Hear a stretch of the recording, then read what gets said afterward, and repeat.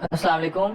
अच्छा, तो last session में हमने सिलेक्शन टूल्स डिस्कस किए थे। ये हमारे पास जो तीन बेसिक सिलेक्शन टूल्स होते हैं, इसमें कुछ इसके अंदर भी कुछ टूल्स होते हैं, तो हमने वन बाय वन प्रैक्टिकली उन्हें देखा था। सिलेक्शन टूल मैं फिर बताता चलूँ, सिलेक्शन क्रिएट करने के लिए इस्तेमाल होते हैं।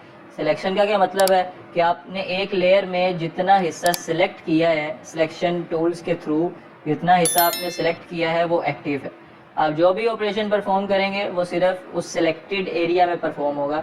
आप मूव करना चाहें तो वो सिलेक्टेड एरिया होगा। इसी तरह आप कुछ पेंट करेंगे तो सिर्फ उतने हिस्से में पेंट होगा जो आपने सिलेक्ट किया हुआ है। इसी तरह से हम जो सिलेक्टेड एरिया है उसे एक न्यू लेयर में भी कन्वर्ट कर सकते हैं। वो भी मैंने आपको बताया था कि वो कन्वर्ट करने के लिए आप पहले जितना हिस्सा आपको चाहिए उतना सिलेक्ट कर लेंगे सिलेक्शन टूल्स के थ्रू, आप जो भी इस्तेमाल करना चाहें उसमें। और उसे सिलेक्ट करने के बाद आप कंट्रोल जे दबाएंगे तो वो उतने सिलेक्शन एरिया की एक न्यू लेयर बना देगा। तो वो जो सिलेक्शन एरिया है वो न्यू लेयर में कन्वर्ट हो जाएगा।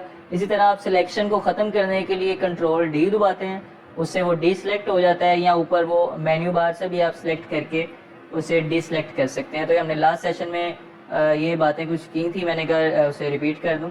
अच्छा, सिलेक्शन टूल से रिलेटेड एक चीज़ रह गई थी, वो मैं आपको क्विकली बताता चलूं, उसके बाद हम जो दूसरे टूल्स हैं उनकी तरफ बढ़ेंगे। सबसे पहले हम वर्क स्पेस क्रिएट कर लेते हैं। यहाँ से 1000 बाय 1000 की कर लेते हैं। ये हमारे पास वर्क स्पेस आ गई। अच्छा, यहाँ से हम एक लेयर ऐड कर लेते हैं, एक न्यू लेयर, और उसे क्विकली हम ब्रश टूल से पेंट कर लेंगे उस लेयर को। सिर्फ आपको मैंने एक चीज़ बतानी है, समझानी है। ये हो गया है, पेंट हो गया सारा। हम ये रेक्टेंगुलर मार्की टूल है जो, इससे हम थोड़ा सा एरिया सेलेक्ट कर लेते हैं लेयर में से। ये हमने सेलेक्ट कर लिया।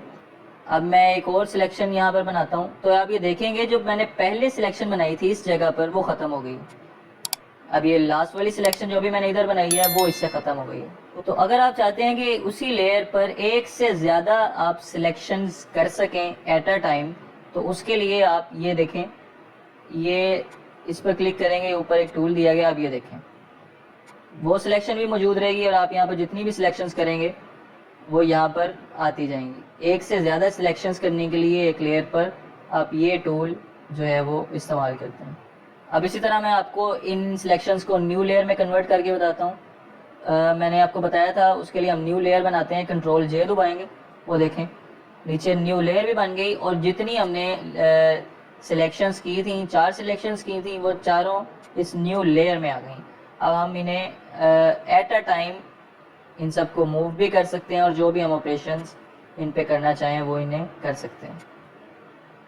अच्छा, आप किसी भी लेयर को एक्टिव भी कर सकते हैं, आप इनविजिबल कह लें या विजिबल कह लें। ये देखें, ये साथ आई ऑप्शन होती है, आप इस पर क्लिक करेंगे तो ये इनविजिबल हो जाएगा और यहीं से विजिबल हो जाएगा।